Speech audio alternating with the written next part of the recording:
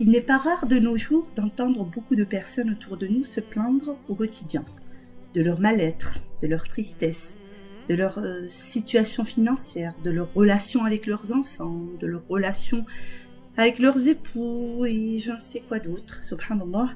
Ces personnes-là focalisent sur le côté sombre de leur vie et oublient souvent de se rappeler tous les immenses bienfaits dans lesquels ils baignent, tous les immenses bienfaits qu'Allah Azza wa Jal leur a accordés. Ils oublient de dire « Alhamdulillah ».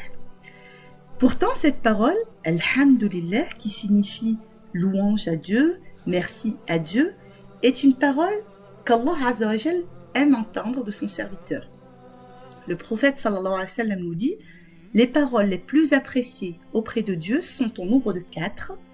Gloire et pureté à Allah, subhanallah, louange à Allah, alhamdulillah, il n'y a d'autres divinités qu'Allah, la ilaha illallah, Allah est le plus grand, Allahu Akbar, subhanallah. » C'est également une parole très appréciée de notre bien-aimé, Muhammad sallallahu alayhi wa sallam. Il nous dit « La an aqul, que je dise, subhanallah, walhamdulillah, wa la ilaha illallah, wallahu akbar, ahabbu ilayya mimma tala'at alayhi shams. » Vaut mieux pour moi que tout ce que le soleil éclaire et illumine le matin, subhanallah, en se levant. Effectivement, si on énumère les bienfaits d'Allah, on ne peut pas les compter. Comme dit Allah Azza wa Jal dans Surat Al-Nahl, si vous énumérez les bienfaits d'Allah, vous ne pourriez pas les compter. Certes, Allah est celui qui accorde beaucoup de pardon, celui qui est très miséricordieux envers les croyants. وَإِن تَعُدُّوا نِعْمَةَ اللَّهِ لَا تُحْصُوهَا إِنَّ اللَّهَ لَغَفُورٌ رَحِيمٌ. Cette formule, alhamdulillah, de gratitude et de remerciement adressée à Allah, ne doit pas nous quitter pour tous les bienfaits dont il nous a comblés. La santé. Des personnes en situation de handicap, vous n'en croisez jamais? Et pourtant, l'OMS en a recensé plus d'1 milliard. 253 millions de personnes seraient touchées par une forme de déficience visuelle, soit 17% de la population mondiale, dont 36 millions atteints de cécité. Alhamdulillah, je ne suis pas aveugle. 466 millions de personnes ont une déficience auditive handicapante, soit 6% de la population. Alhamdulillah, je ne suis pas sourde. 200 millions de personnes environ ont un handicap intellectuel, soit 2,6% de la population mondiale. Alhamdulillah, pour le bienfait de Al-Aql, subhanallah. 75 millions de personnes auraient besoin d'un fauteuil roulant au quotidien, soit 1% de la population mondiale. Alhamdulillah, de m'avoir accordé des jambes qui peuvent me mener là où je souhaite. J'ai de l'eau au quotidien. Quelques 2,1 milliards de personnes, soit 30% de la population mondiale, n'ont toujours pas accès à des services d'alimentation domestique en eau. Et subhanallah, ils passent des heures au quotidien pour aller puiser une eau souvent sale et non potable, subhanallah. Alhamdulillah, ala ni'mat al-ma'. J'ai un toit. En France, au dernier recensement, il y avait plus de 300 000 SDF. Alhamdulillah. J'ai un travail. Alhamdulillah. Je ne vis pas dans un pays en guerre. Alhamdulillah. J'ai une famille. Alhamdulillah. Effectivement, comme dit Allah Azza wa Jal, وَإِن تَعُدُّوا نِعْمَةَ اللَّهِ لَا تُحْصُوهَا. Je vis en paix, je ne suis pas malade. Subhanallah, souvent on considère que tous ces immenses bienfaits sont un dû. Non, la santé n'est pas un dû. Le prophète sallallahu alayhi wa sallam nous dit « La bonne santé est une couronne au-dessus des biens portants que seuls les malades voient. » Les enfants, alhamdulillah, j'ai des enfants. Les enfants ne sont pas un dû, c'est un bienfait d'Allah Azza wa Jal. Et on doit le remercier, subhanallah. On ne doit pas montrer notre mécontentement, même si on n'a pas d'enfants. On ne doit pas montrer notre mécontentement contre le choix d'Allah pour nous, et on doit également dire Alhamdulillah. Aïcha, l'épouse dévouée du prophète sallallahu alayhi wa sallam, n'avait pas d'enfant. Et elle n'a jamais imploré, l'histoire ne nous a pas rapporté de hadith où elle aurait imploré le prophète sallallahu alayhi wa sallam d'avoir des enfants, parce qu'elle savait que ce qu'Allah avait choisi pour elle était le meilleur. Alhamdulillah. On doit dire Alhamdulillah pour remercier Dieu pour tous les bienfaits. Et cette expression est aussi utilisée pour les moments difficiles. C'est pas juste une forme de remerciement, c'est plutôt une manière de glorifier Dieu et de dire que tout ce que Dieu apporte est bon. Quand est-ce que je dois dire Alhamdulillah? Eh bien, dès le matin, jusqu'au soir, on doit dire Alhamdulillah. On doit commencer au réveil. On doit remercier Allah parce qu'il nous a donné une journée supplémentaire. Alhamdulillah, alladhi ahyani ba'da an amatani, ba'da ma amatani. Ça fait partie de ce qu'on appelle adhkar sabah wal masa, les invocations qu'on doit faire le matin et le soir. Donc, on doit remercier Allah de nous avoir réveillés, subhanallah, de nous avoir permis de vivre une journée supplémentaire. On doit dire Alhamdulillah lorsqu'on termine nos repas. Alhamdulillah alladhi at'amani hadha wa razaqnihi min ghayri hawlin minni wa la quwwa. On doit remercier Allah de nous avoir donné la chance de manger à notre faim et de boire à notre soif.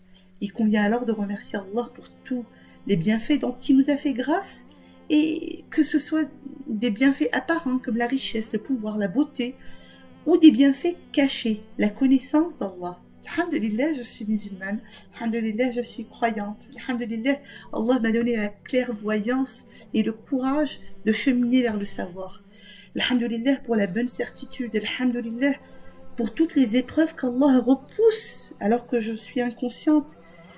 Et si je remercie Allah Azza wa Jal, vous savez ce qui arrive. Si je dis Alhamdulillah, vous savez ce qui va arriver. Eh bien, écoutez, Allah dit dans Sourate Ibrahim, le verset 7, « Et lorsque votre Seigneur proclama, si vous êtes reconnaissant, très certainement, j'augmenterai mes bienfaits pour vous. Wala in shakartum la azidannakum. » Subhanallah. Alhamdulillah.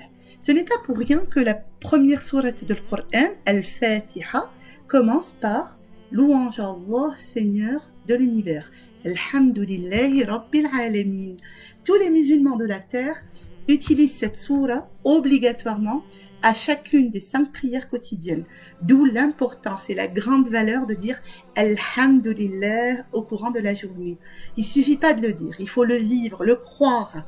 Lorsqu'un musulman dit Alhamdulillah, il doit croire au fond de lui qu'il loue Allah comme étant le seul et l'unique créateur de toutes choses. Et juste une petite remarque, c'est bien Alhamdulillah et non pas Hamdulillah. Voilà, il ne faut pas tronquer le mot, c'est Alhamdulillah. Alhamdulillah vous apporte bien plus que ce que vous pensez. Alhamdulillah possède d'immenses bienfaits. Très rapidement, je vais vous en citer quelques-uns. Chaque fois que vous dites Alhamdulillah, Allah vous l'inscrit comme étant une sadaqa, comme étant une aumône.